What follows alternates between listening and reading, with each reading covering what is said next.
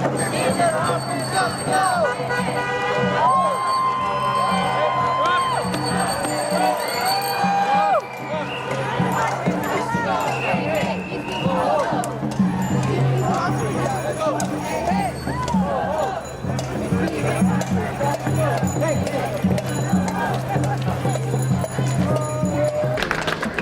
you very much. Can you hear me?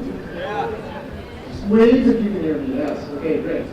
Welcome. It's my pleasure to be here. And I'll tell you, the reason I got involved in this sort of thing, well, there are many reasons, and I've been involved for many years, but one key reason is my kids gave me a video a number of years ago. When Alberta did this movie, Inconvenient Truth, my kids gave me the movie for my birthday. So we sat at the lake and we watched Inconvenient Truth one night.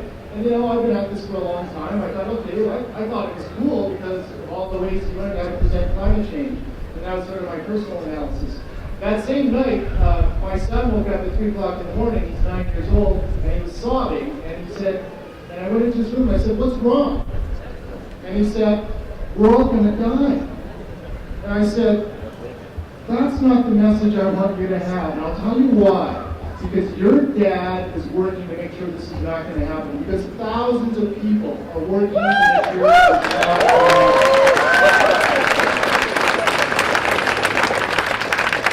So 2 years ago, I wrote up a little project that I wanted to do. If I could do anything in my life, what would I do right now? I wrote up the idea of clean energy futures of traveling across Canada and documenting all of the most exciting entrepreneurs, the most exciting technologies, and the most exciting projects that have a potential to change the way we live in the future. Luckily, some people like the idea and they funded me to do this for about 4 years now. I've got 2 more years to do it. And so I was inspired in the beginning. Do you know Chris Turner? Anybody know Chris Turner? Geography of Hope. I read that book and I thought, that's what I want to do. I want to share what's possible in the future with as many people as I possibly can. And so that's why I set up the Clean Energy Futures. It's a radio project, it's a video project, and it's a blog project.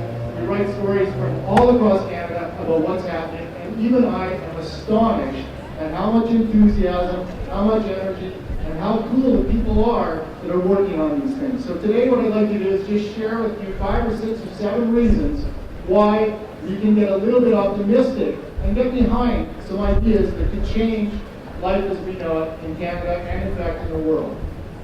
So here are my 7 reasons. So my first reason to be excited about it is the solar revolution is here. I did a story about 6 months ago because I knew people wouldn't notice this for a while yet, but the pricing in solar is competitive in about 65 countries in the world already, and it's happened here already. I wanted to mark the date because a couple of years from now or 4 years from now we're going to go, oh, that was the date. Solar is affordable. In 1978, solar cost us $70 a watt to install. In 2014, there are farmers in southern Alberta installing solar for $3 a watt. It pays for itself.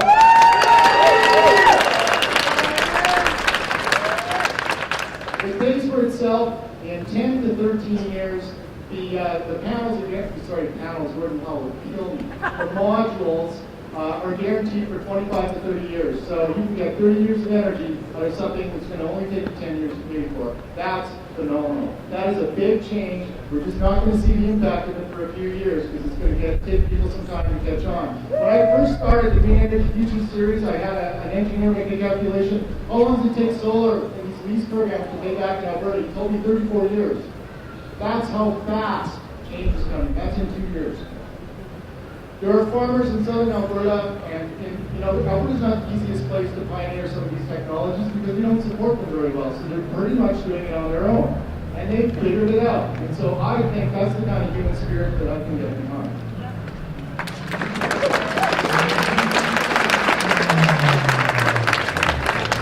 The next technology I'd like to mention, and one that gets me quite excited, is wind energy. Alberta is probably the best place, maybe one of the best places on the planet for wind energy. And why? Because we have very, very, very large farms in southern Alberta that have more than adequate wind resource to produce great wind energy. And in fact, we have a willing group of people who live on those farms who actually want wind energy and want to get involved in it. That's unique. I don't know if you heard about what's going on in Ontario, but the projects that we've done here, we've done really well. So, one guy I'd like to introduce you to that I've met in my work is a guy by the name of Dan Gallivan, who has a company called Green Day Power. He decided, as a software engineer, that he was going to go into the wind business. So, he took his money that he made selling software to the oil industry, and he went into the wind business. And this guy created 8 projects that are phenomenal. He developed the projects. 2 of them have been built. And so one guy built 450 megawatts of wind in Alberta, 1/3 the size of the entire industry in Alberta. One guy.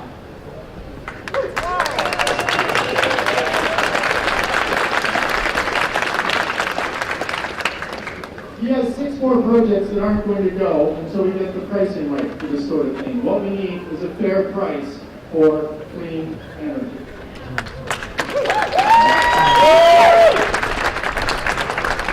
So the one really big advantage, it's really nice doing little projects, but one really big advantage of wind is the emissions reductions are massive. It's just unbelievably good way to make energy, clean energy in particular. So the next thing I'd like to share with you, and another reason I'm excited, is biogas. Now I didn't know anything about biogas when I started this, but I went and I met a farmer by the name of James Callahan, north of Toronto, Ontario, and he installed a 500 kilowatt cogeneration power plant on his farm. And I thought, wow, that's phenomenal. It's diversification on the farm, it's energy production in a rural setting where it helps make the grid more robust, and it's making his farm business better. He deals with environmental issues on his farm because he takes his manure and he actually cleans it up and then uses it as fertilizer, has fewer runoff problems, and has a new source of income on his farm. That is something I can get very excited about. It took only 18 cents a kilowatt hour to support that kind of development. There are about 29 projects in Ontario that were built into that program. In Alberta, we have 1 or possibly 2. They're still largely demonstration projects. In Germany, they've built 5,000 projects like this.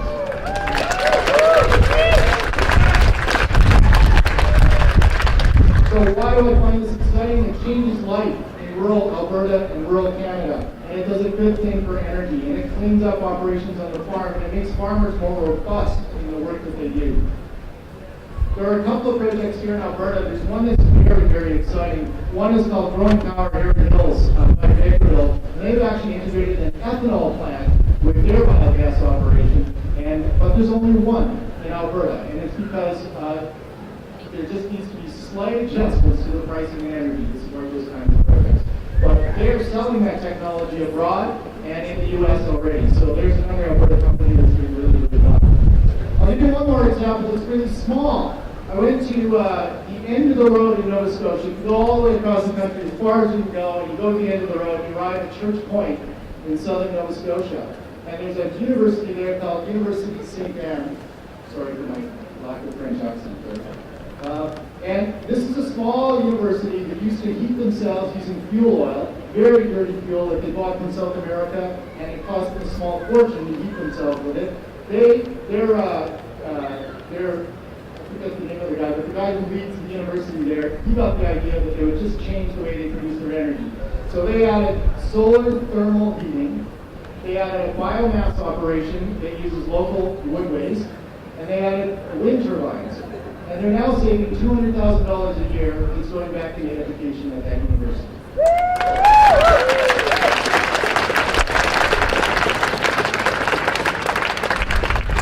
Sometimes you have faith in the future because you meet a guy or a person or a woman that's so inspiring that you would probably follow them to the gates of hell if you had to. But that guy for me is Kent Rathwell. He owns a company called Sun Country Farms in Saskatoon, Canada. He moved there from Toronto, and in his own words, he moved there to create the first carbon-free value chain anywhere. He's that audacious. And he was thinking of it in terms of his sunflower seed company. But instead, he started a company called Sun Country Highway and started building vehicle chargers for electric cars in places like Alberta where there almost aren't any electric vehicles.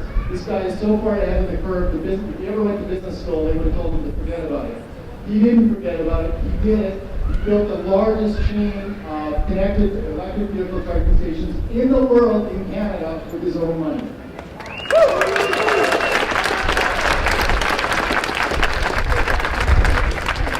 Then, because he's an entrepreneur, he thought he'd sell these things to people. which is a good idea as well. So he's selling them now to hotel chains, cities, all kinds of different places. And in fact, one of the stories I did was about an agreement he came to with Doug Anderson, who's the CEO of PV Marts. You guys know PV Marts? Those little urban farming stores in Camrose and Red Deer and all over Western Canada. Well, Doug Anderson had so much respect for this guy because of all the money he made off the birdseed that he sold, that he said, sure, I'll do whatever you think. It's a good idea. So PV Marts put electric vehicle charging stations, Kent Rathwell's, at the front door of every PV Mart in Western Canada. There's 29 of them. You go to Camrose, and you stop at the PV Mart, chances are you'll see a Tesla Roadster parked there from some guy from Calgary on his way to Edmonton.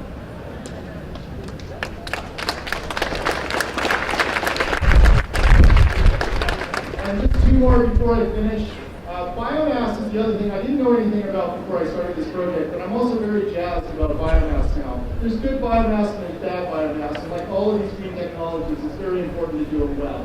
So I'll just leave you with that little caveat. But biomass, I don't know if you know this, but the City Hall in Sherwood Park, Alberta, the Festival Theatre, the school, the condos, all of those buildings along that road in Sherwood Park are heated by wood. Did you know that? And it was built by a company from Germany called Lambien Energy Solutions. And we called that project in Sherwood Park a pilot project. They replaced 2 natural gas boilers, and they now heat base load heat comes from biomass, and the backup system is now the natural gas system. So I think that's pretty cool. That's regular climate control in Alberta. But that's not the important part of the story, because that is, in their own words, a pilot project. This company from Germany doing the pilot project. When I talked to Axel Lambie, the guy who owns the company, he told me, he said, well, for us it's not a pilot project, we've done 3,400 other installations. So I thought, that sounds like it has potential. So the next project that we're going to work on is a small sawmill in Western Canada. In Germany, there are no furniture plants, there are no small sawmills, there are no operations that use wood that don't have these plants associated with them. In Slave Lake, we're just barely out of the business where we used to burn all the waste from these mills and create incredible pollution and have a little nightmare around each of these things. Remember those beehive burners that are associated with sawmills? I don't even think you're allowed to do that anymore, it's so bad. But this company takes that waste, and this one project in Slave Lake, Alberta, will be able to generate 3.6 megawatts of electricity just with their wood waste.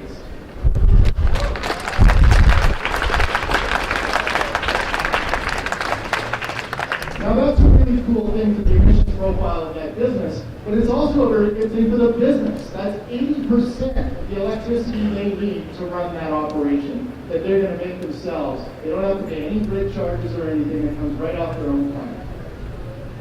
Last thing I'd like to talk about, and I think one of our other speakers is going to touch on this as well, is one of the stories that is closest to my heart and gets me really jazzed about the place I live, Edmonton, Alberta, is the whole concept of net zero homes. How many of you guys heard of this?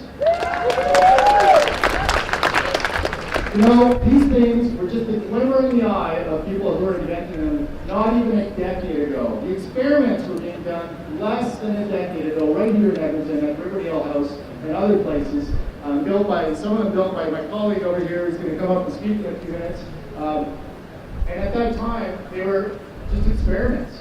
Today, there are builders, and Edmonton is becoming the center of excellence possibly for the entire world for building the most efficient northern architecture homes that use so little energy that they can produce all the energy they need with a small solar system on the roof, some of them as small as 5, 6, 7, 8, 9, 10 kilowatts. So if we can build all of our new homes, think about the impact here. It's really cool if I go build a net zero home and I save some energy. But what if we all have net zero homes? That is a huge impact on emissions, because buildings and homes are responsible for a massive amounts of emissions in our world today. So I get really jazzed about this story because the technology is so simple. I don't know if you've ever heard of Michael Reynolds, the guy who invented earthships many years ago. Remember those alternative homes on the desert in New Mexico? Well, he's also matured, and the principles he identified in making those earthships are now basically in these net zero homes. And that's why they're so smart. They're not putting mountains of technology in these homes, they're putting mountains of smart thinking into these homes. And they're saving tons of energy and building homes that are going to cost you very little for energy as time goes on in the future. So the one thing that gets me really jazzed is there's one home builder in Edmonton who's pledging to build all of their new homes as net zero ready starting next year. Not 2040, not 2050, next year. And, that sounds like a crazy idea. I actually believe it. I've looked at their operations, I've listened to them, and I've very carefully studied what they're doing. They are very close already, and it's just very, very, very exciting. So if you just allow me to get my other sheet here, I'll finish.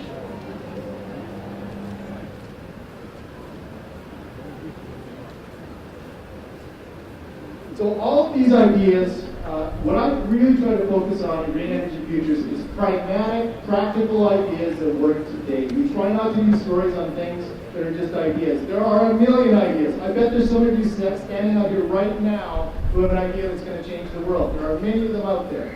But what we need to do, and all we need to do right now, is focus on the ideas that work. And we can have massive change. So we don't even have to work hard at this. All of these ideas are practical, pragmatic, common sense solutions that can help build a clean energy future. So I'd like to conclude by saying that the other thing that could happen, if we get some enthusiasm behind these ideas, these technologies and ideas are mature enough that they can fly if we want them. And there's some very simple things we can do to make them fly, and it's just to price energy in a way that's fair, in a way that accounts for pollution and is fair for the benefits of the energy we're producing. It's that simple. It's no more complicated than that. So when it comes to climate change, one of the inconvenient truths is that the solutions are ready to go now. We just have to do it. So thank you very much. Enjoy the energy.